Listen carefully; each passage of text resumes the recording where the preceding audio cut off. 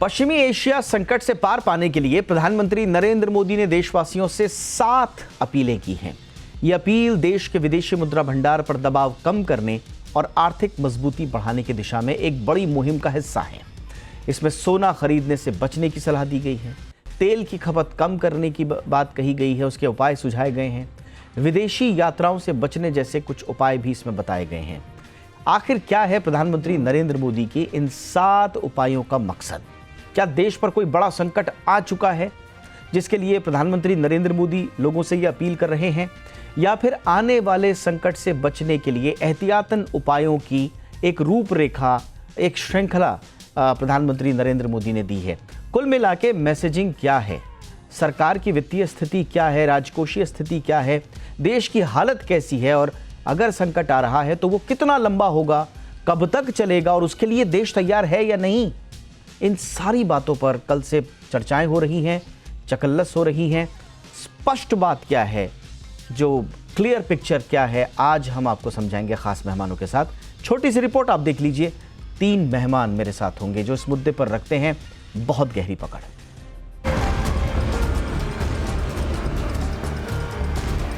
खाड़ी में छिड़े घमासान का असर अब भारत समेत दुनिया भर के देशों पर साफ साफ दिखने लगा है। एक और ग्लोबल सप्लाई चेन बाधित है, जिसके चलते देश का विदेशी मुद्रा भंडार यानी फॉरेक्स रिजर्व दबाव में है, जो मई 2026 में 7.7 अरब डॉलर से घटकर 690 अरब डॉलर रह गया है। और इसके पीछे की वजह भी साफ है।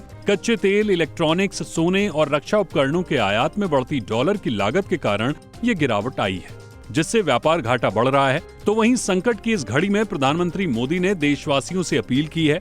यह अपील देश के विदेशी मुद्रा भंडार पर दबाव कम करने और आर्थिक मजबूती बढ़ाने की एक बड़ी कोशिश का हिस्सा है। साल भर तक घर में कोई भी फंक्शन हो, कोई भी कार्यक्रम हो, हम सोने के गहने नहीं खरीदेंगे, सोना नहीं खरीदेंगे। हमारी देशभक्ति हमें चुनौती दे रही है और हमें इस चुनौती को स्वीकार करते हुए विदेशी मुद्रा को बचाना होगा। तो चलिए समझने की कोशिश करते हैं कि आखिरकार पीएम मोदी को वैश्विक संकट के बीच समाधान वाली अपील क्यों करने की जरूरत पड़ी। एक रिपोर्ट की माने तो वित्त वर्ष 2025-26 में भारत ने करीब 240 अरब डॉलर का कच्चा तेल, सोना, वनस्पति तेल और खाद विदेशों से आयात किया था। ये देश के कुल 775 अरब डॉलर के आयात बिल का करीब 31% है। इसमें सबसे बड़ा हिस्सा कच्चे तेल का रहा, जिसका आयात 134.7 अरब डॉलर का रहा। तो वहीं सोने का आयात बढ़कर रिकॉर्ड 72 अरब डॉलर तक पहुंच गया। इसके अलावा वनस्पति तेल का आयात करीब 19.5 अरब डॉलर और खाद का आयात बढ़कर 14.5 अरब डॉलर हो गया। तो चलिए पीएम मोदी के 7 मंत्र को भी समझते हैं। पीएम ने देशवासियों से अपील करते हुए कहा है कि 1 साल तक सोना खरीदने से बचें, ताकि गोल्ड इंपोर्ट पर होने वाले भारी खर्च से बचा जा सके। इसके अलावा डीजल, पेट्रोल की खपत घटाने की अपील की है, जिसके लिए इलेक्ट्रिक व्हीकल्स, पब्लिक ट्रांसपोर्ट, माल ढुलाई को रेलवे पर शिफ्ट करना और किसानों से डीजल से चलने वाले पंपों की जगह सौर ऊर्जा वाले विकल्प अपनाने और रासायनिक खाद का इस्तेमाल 50% तक कम करने का आग्रह किया। साथ ही घरों में खाने के तेल का इस्तेमाल कम करने, इसके अलावा वर्क फ्रॉम होम को प्राथमिकता देने की बात भी की गई है। तो वहीं विदेश यात्रा कम से कम करने की भी अपील पीएम मोदी ने की है। अमेरिका, इजराइल और ईरान के बीच का तनाव अब पूरी दुनिया को भारी पड़ रहा है। एक और अमेरिका, ईरान अपनी अपनी जिद पर अड़े हैं, तो वहीं ग्लोबल सप्लाई चेन में आई बाधा अर्थव्यवस्थाओं की कमर तोड़ रही है। तो अब देखना होगा कि वैश्विक संकट के बीच पीएम मोदी की समाधान वाली अपील कितनी कारगर साबित होती है। ब्यूरो रिपोर्ट, जी मीडिया। बहुत ही खास मेहमान इस वक्त हमारे साथ जुड़ चुके हैं। स्वागत करते हैं अजय बग्गा सर का, जाने माने मार्केट एक्सपर्ट। बहुत बहुत स्वागत है बग्गा सर आपका। Good evening. हमारे शो पे हमारे साथ हैं Atul Joshi sir, founder and CEO oyster capital के। अतुल सर गुड इवनिंग, बहुत बहुत स्वागत है आपका। और हमारे साथ हैं फिरोज अजीज जी, जॉइंट सीईओ हैं आनंद राठी वेल्थ के। फिरोज सर बहुत बहुत स्वागत है आपका। Good evening. बग्गा सर, चर्चा की शुरुआत आपसे ही करते हुए, ये प्रधानमंत्री नरेंद्र मोदी की जो अपील है, जिसमें 7 उन्होंने सुझाव या अपील की है देश से, ये इसको आप कैसे देख रहे हैं? ये मॉरल मैसेजिंग है या फिर मार्केट्स को, इकोनॉमी को हिडन मैक्रो वार्निंग दी जा रही है कि सीएडी और फॉरेक्स प्रेशर अब दरअसल एक पॉलिसी कंसर्न बन चुका है?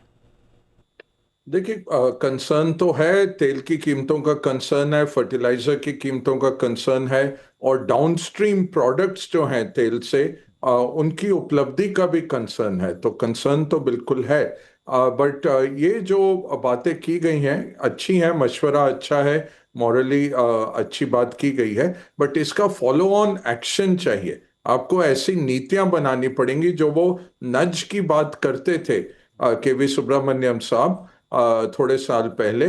आपको स्मॉल सेविंग्स के इंटरेस्ट रेट बढ़ाने चाहिए ताकि लोग सोने से बेहतर इसमें पैसा डालें। आपको इंस्टीट्यूशनली हम वर्क फ्रॉम होम कर सकते हैं। सरकारी दफ्तरों में जहां जहां पॉसिबल है वहां पे आप वर्क फ्रॉम होम करिए। एजुकेशनल इंस्टीट्यूशंस में वर्क फ्रॉम होम करवाइए। तो वो जो इस तरह के बहुत सारे हमें करने पड़ेंगे एजाज, नए नए तरीके इसको कंजर्व करने के लिए, फ्यूल की खपत को कंजर्व करने के लिए। दूसरा ग्रोथ इकोनॉमी है, इसमें रिन्यूएबल्स बढ़ाने पड़ेंगे।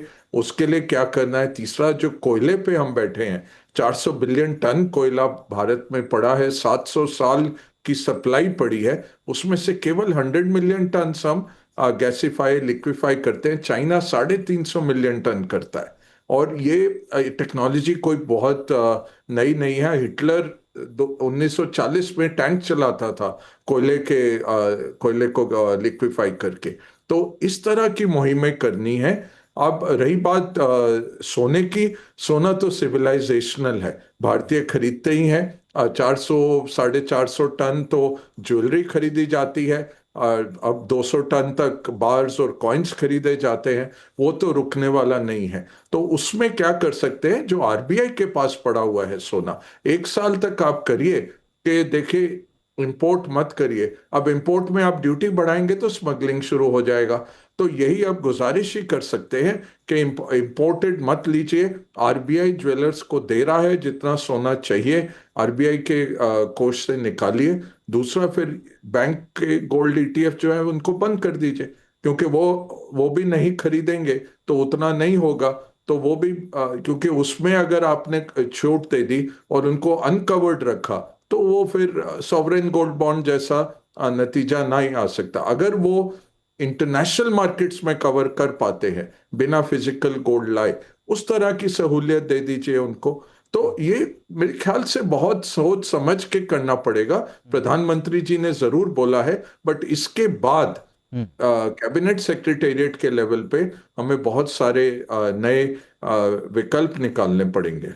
जी अब दीपक। बग्गा सर से आगे हम ये पूछेंगे कि सर क्यों कह रहे हैं कि सरकार को तैयारियां करनी होंगी, यानी कि क्या सरकार ने अपील की है आम जनता से कि आप ऐसा ऐसा करें, तो अब सरकार को क्या करना होगा ताकि लोग जो हैं जिस काम के लिए राज़ी हो रहे हैं उसके लायक माहौल बने? मैं आगे पूछूंगा सर से। जोशी सर, एक बड़ा सवाल ये आ रहा है क्योंकि ये सब कुछ हो रहा है, जितने भी हम एनालिसिस आकलन पढ़ रहे हैं वो फॉरेक्स रिजर्व की वजह से कहा जा रहा है, विदेशी मुद्रा भंडार को हेल्दी स्थिति में रखना है। लेकिन ठीक है, 728 का जो फरवरी का उच्चतम स्तर था उससे घटकर हम 690 पर आए हैं अभी, लेकिन ये बहुत कम हो या चिंताजनक हो ऐसा नहीं लगता, आरामदायक ही लग रहा है। तो क्या इतना बड़ा दबाव है हमारे फॉरेक्स रिजर्व पर सर कि हमें ऐसी अपील करनी पड़ रही है कि स्थिति अब जनता को ही संभालनी पड़ेगी? देखिए, यही चीज है, नैरेटिव है। देखिए, हम 2008 का डेटा देखते हैं तो 2008 से लेके 2026 तक यूरोप की जितनी भी 3-4 मेजर इकोनॉमीज है, यूके है, फ्रांस है, इटली है, वो सबकी फॉरेक्स रिजर्व में जो इंपोर्ट कवर है वो कितना है? 15 से लेके 30 दिन। हमारी कितनी है? हमारी 10 महीना है। 10 महीना, हाँ 10 महीना। तो कोई चांस नहीं है कि ये एक इतनी बड़ी कंसर्न हो कि भाई हम रातों रात लुट जाएंगे। ये मेरे ख्याल से एक नैरेटिव चालू हुआ है कि हमारी पोजीशन बहुत ही खराब है और हमें फॉरेन करेंसी में डिपॉजिट्स रेस करनी है। यही चीज हुई थी जब रघुराम राजन गवर्नर थे, तो उन्होंने खुद ने ये चालू किया था कि भाई इंडिया के पास तो पैसा नहीं है, रिजर्व्स कम है, रुपया वीक हो जाएगा, ऐसा हो जाएगा, वैसा हो जाएगा, और 9% पे हमने फॉरेन करेंसी बोरिंग डॉलर में खरीद कर ली। वैसे ही कुछ चल रहा है मेरे ख्याल से। देखिए, सिचुएशन सीरियस है, लेकिन इतनी भी सीरियस नहीं है जितनी दिखाई जा रही है। ये आप सामने से वीकनेस जता रहे हैं। अब देखिए हम कैसे हैंडल करते हैं, और जो फिरंगी है जिनका मतलब बुरा खस्ता हाल है, वो कैसे मैनेज कर रहे हैं। 2008 में यूएस में क्राइसिस हो गई, उसने ग्लोबल फाइनेंशियल क्राइसिस बना दिया। डॉलर अप्रिशिएट हो गया, हम रुपी डिप्रिशिएट हो गया। प्रॉब्लम तो वहां था, हम क्यों डिप्रिशिएट हो रहे हैं।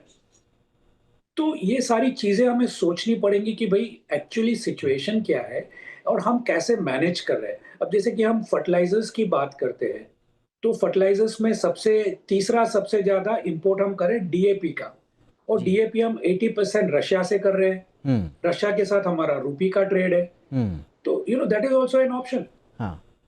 तो क्यों हम इतना मतलब अब ठीक है सर, अब मुझे ये बताइए कि आप कह रहे हैं कि स्थिति को ज़बरदस्ती जानबूझकर कमज़ोर करके दिखाया जा रहा है, लेकिन ये तो गवर्नमेंट लेवल से बयान आ रहे हैं सर। प्रधानमंत्री नरेंद्र मोदी अपील कर रहे हैं, सरकार के जो मंत्री हैं अश्विनी वैष्णव, बाकी जो मंत्री हैं वो ये कह रहे हैं कि आप विदेशी मुद्रा बचाने वाले तमाम उपायों को, तो सरकार ऐसा क्यों कर रही है कि वो अपनी पोजीशन को कमज़ोर बता रही है दुनिया के सामने और देश के सामने? देखिए हमने प्राइजेस नहीं बढ़ाई है, ठीक है।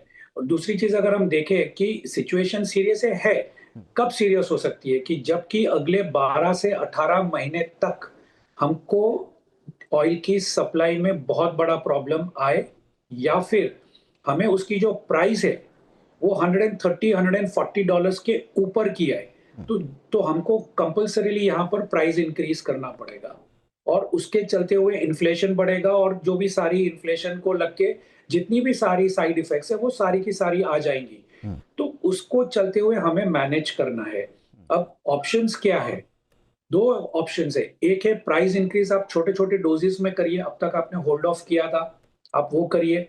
सेकंड चीज सप्लाई की जो इश्यू है, तो सप्लाई आपको मैनेज करनी है।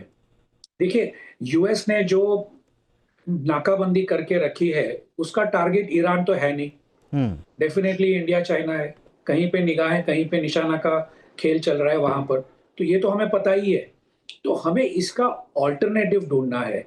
और ये जो सिचुएशन है, अगर मेरे पास 10 महीने का इंपोर्ट रिजर्व है, हाँ। तो सिर्फ एफआईआई के चलते हुए जो 21, 22, 25, $30 बिलियन भी अगर निकाल देते हैं, तो क्या मेरी सिचुएशन बहुत बुरी हो जाएगी? बिल्कुल नहीं होगी।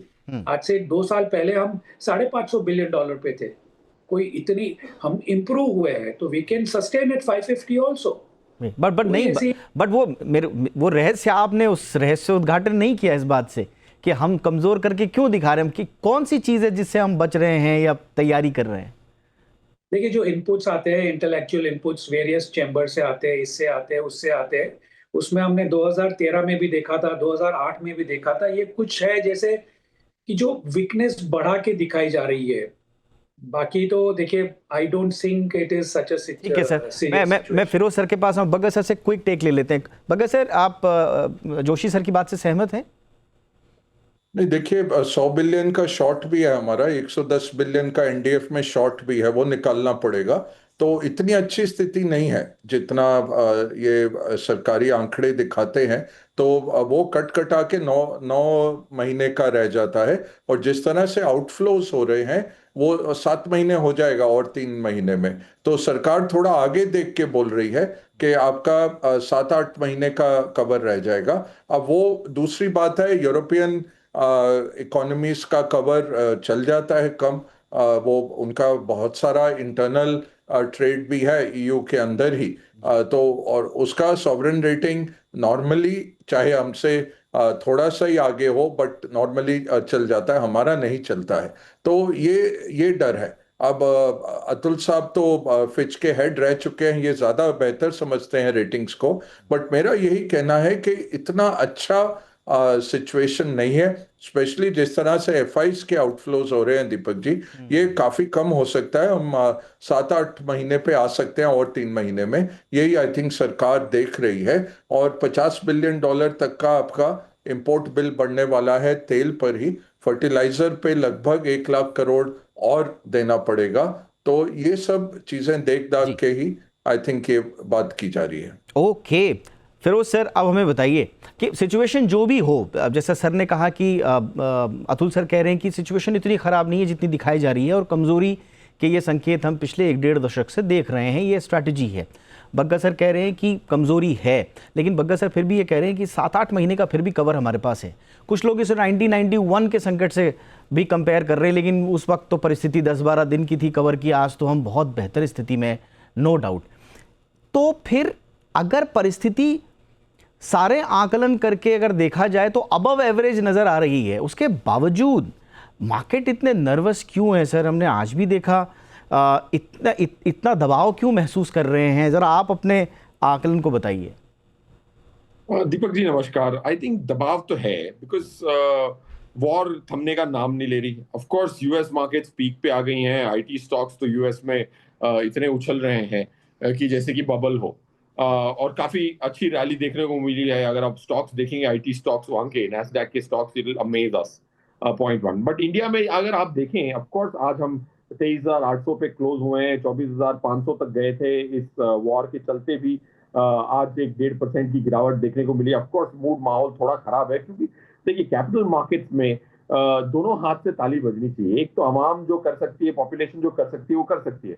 बट आज की डेट में गवर्नमेंट ने एफआईआई के फ्लोज 1.5 साल से आउटफ्लो चल रहे हैं, उनको नाराजगी है, टैक्सेशन से नाराजगी है। आपने एसटीटी बढ़ा दी, उससे आर्बिट्राज दिखता है मार्केट में। काफी सारी कैश मार्केट और फ्यूचर्स मार्केट के आर्बिट्राज भी कन्वर्ज नहीं होते। जहां कोई बड़े से हेज फंड्स आते हैं, उसको कैपिटलाइज करते हैं, और आपकी कोई टैक्स पे डेट में भी रियायत नहीं है। दूसरी कंट्रीज काफी रियायत देती हैं। ऐसे टाइम पे what have we done to motivate FII outflow?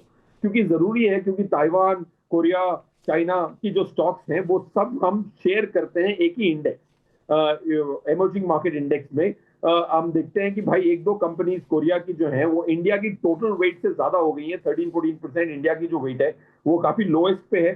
फिर भी गवर्नमेंट कुछ ये नहीं कर रही कि भाई कैसे मैं ये कैपिटल अकाउंट मेरा जो बहुत खराब परिस्थिति में है, क्योंकि हमेशा करंट अकाउंट डेफिसिट जो थी वो कैपिटल अकाउंट से पूरी हो जाती थी, क्योंकि इंडिया में 120-125 बिलियन डॉलर तो एनआरआई भेज देता था।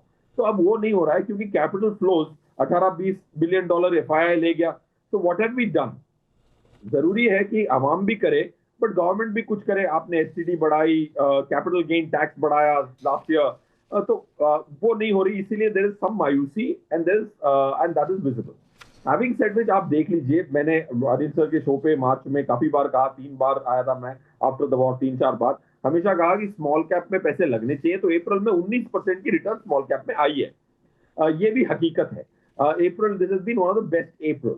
माना कि हम पीक पे नहीं है, बट इतनी बुरी हालत भी नहीं है। देखो आप 22,331 की क्लोज थी 30 मार्च की। आज हम 40 दिन अंदर हैं इस फाइनेंशियल ईयर में, वहां से फिर भी 1,500, 1,600 पॉइंट, 700 पॉइंट हम ज्यादा ही है निफ्टी पे, एंड ब्रॉडर मार्केट पे काफी अच्छे हैं। So there is silver lining in the dark cloud, but there is a lot which needs to be done. आपकी कैपिटल अकाउंट हमेशा आपको बचाती थी, वो आपको फंसा रही है। 1991 में कई सारी चीजें करी गई थी। ऑफ कोर्स रुपी को डिवैल्यू किया था, उसकी गुंजाइश बिल्कुल नहीं है, बट एफसीएनआर के डिपॉजिट्स को मोटिवेट किया गया था, एफडीआई इन्वेस्टमेंट्स को लिबरलाइज किया गया था, एफआईआई इनफ्लोज को, हेज फंड्स को, इंडेक्स फंड्स को, लॉन्ग ओनली फंड्स को इंडिया में आने के लिए काफी प्रोत्साहन मिला था। So those were things which really help the currency. आज 95 पे हमारा अगर एक्ट नहीं करेंगे तो कब करेंगे? तो उसी की मायूसी है।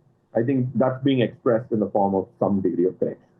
ऑलराइट बग्गा सर, अब सबसे बड़ा सवाल ये कि ये अपील्स जो हैं, ये शॉर्ट टर्म सिंबॉलिक स्टेप्स आप इन्हें कहिए या लॉन्ग टर्म स्ट्रैटेजी कहिए, बट इसका असर क्या होगा ये भी समझना ज़रा ज़रूरी होगा, लाजमी होगा इस वक्त।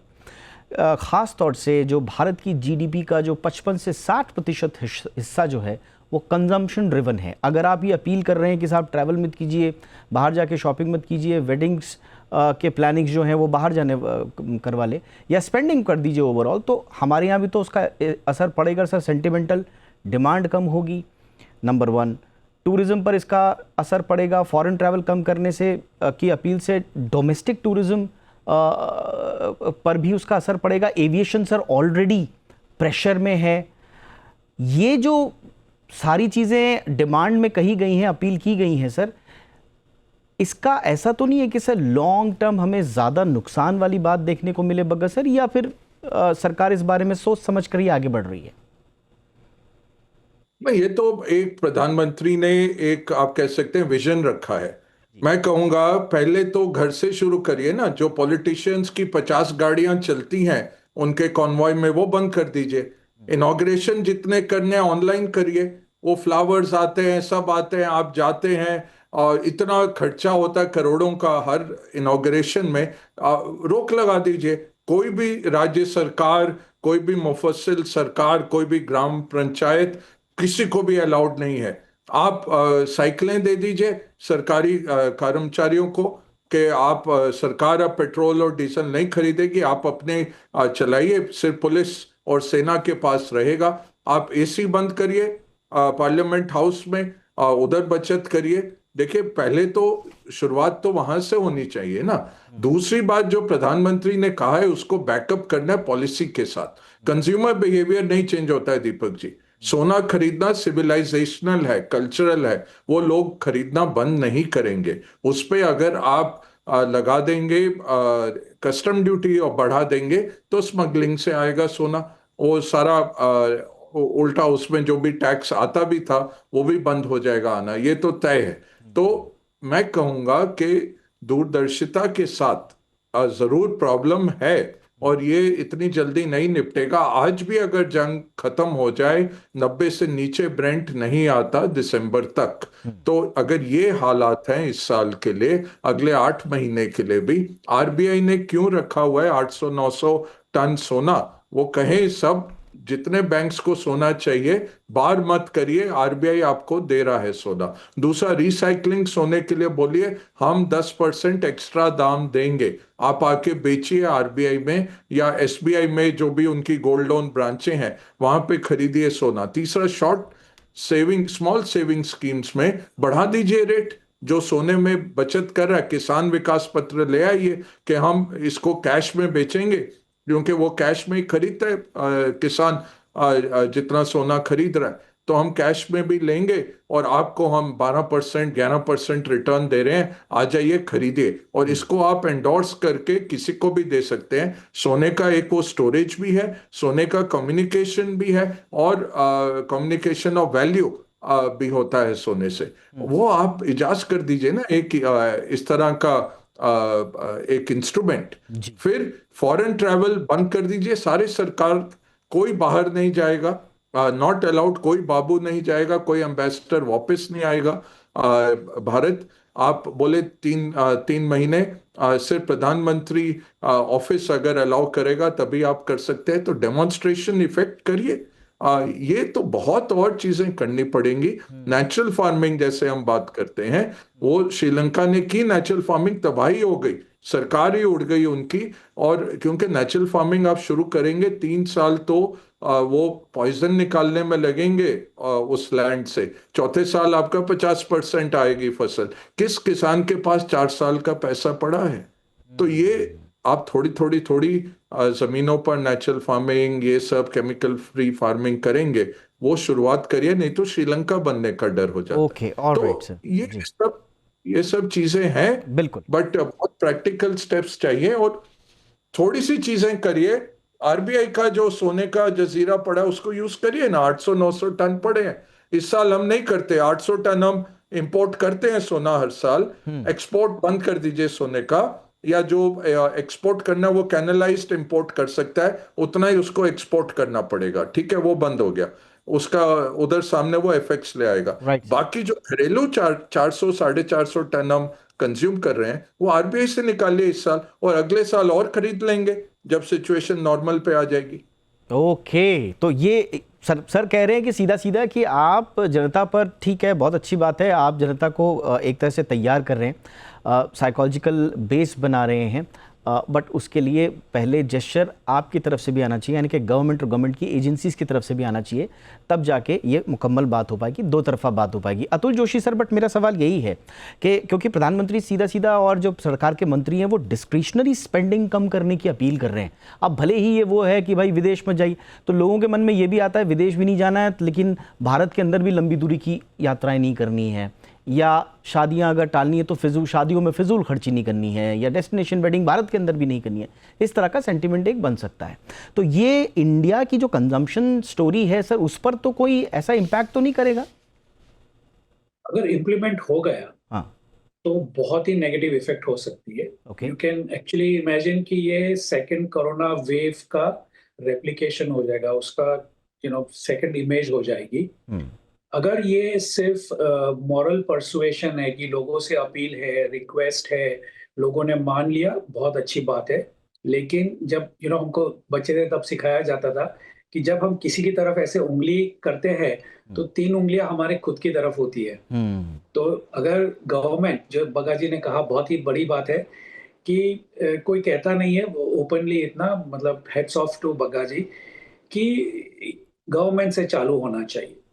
अगर वो नहीं होता है और ये सिर्फ कर्टन रेजर की तरह करके आगे चल के कुछ ऐसे स्टेप्स गवर्नमेंट लेती है, तो डेफिनेटली इंडिया की जो कंजम्पशन स्टोरी है उसमें बहुत ही बड़ा दबाव आ सकता है, जिसको लेके कई सारी इंडस्ट्रीज में प्रॉब्लम्स आ सकती है। सिर्फ गोल्ड की अगर हम बात करें, गांव-गांव में जहां एटीएम भी नहीं है, वहां हमारी गोल्ड की एक दुकान है जो 4 लोगों को कम से कम नौकरी देती है, एम्प्लॉयमेंट देती है। ओनर है, वाइफ है, बच्चे हैं, प्लस 1-2 उसके जहाँ पे जो सर्वेंट्स होते हैं वो काम करते हैं।